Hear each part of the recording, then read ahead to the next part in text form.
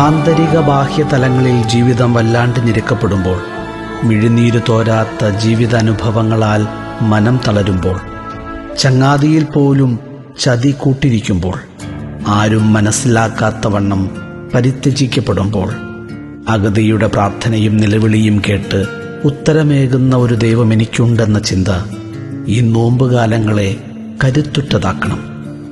കർത്താവിൻ്റെ കുരിശിൻ്റെ വഴിയിലൂടെ ഞാൻ ഒറ്റയ്ക്കല്ല എന്ന ചിന്ത നമുക്ക് സാന്ത്വനമാകട്ടെ.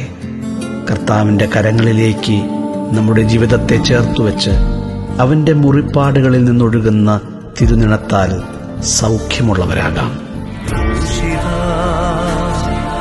നിൻമുറിവുകളിൽ നിന്നും ഒഴുകും തിരുനിണത്താൽ എന്നെ കഴുകേണമേ, എന്നെ വെടിപ്പാക്കണമേ.